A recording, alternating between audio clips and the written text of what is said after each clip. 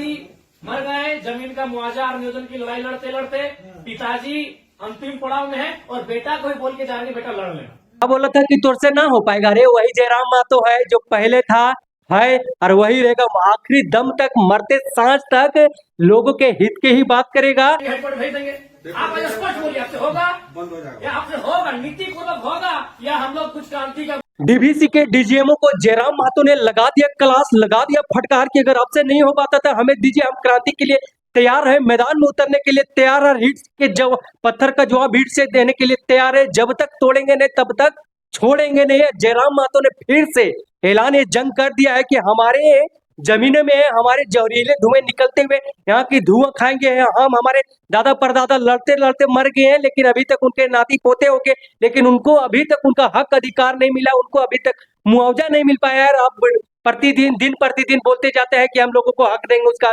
अधिकार देंगे, उनको खेतों के जो उनका जमीन है वो हड़पने का काम नहीं करेंगे। आप क्या बोलते हैं हमारे कार्यालय, आपके कार्यालय है कहाँ पे? इतनी माइनिंग की जितने भी ऑफिस है, जितनी भी कार्यालय, कितना कहाँ मिलेगा? कोलकाता में मिलेगा, बंगाल में मिलेगा, झारखंड में है क्या?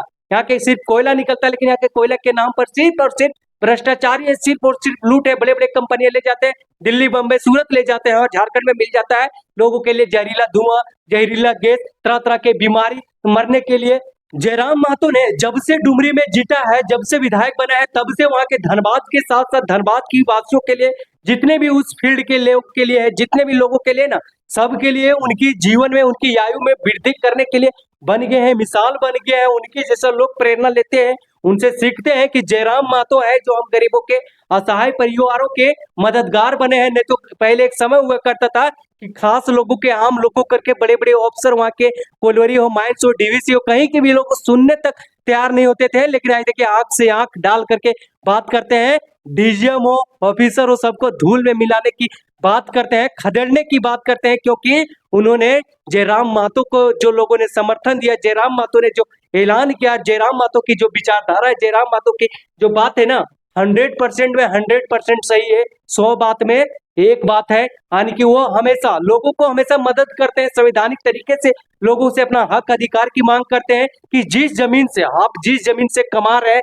जिस जमीन से आप मालो माल बन रहे हैं, जिस जमीन से आप रोडपति से लेकर के करोड़पति तक बन गए, और जिसका जमीन के मालिक था, आज देखिए उस जमीन में ही गड़ा गया, नरक के नरक में रह गया, लेकिन आप आसमान तक पहुंच गए। और जो वहां के लोगों को क्या मिला? कुछ नहीं मिला। पुलिस प्रशासन क्या है? पुलिस प्रशासन, अगर आपके पैकेट में अगर नोटों का बंडल है ना, तो बाएं जेब में आपका, बाएं जेब में आपका पुलिस प्रशासन है।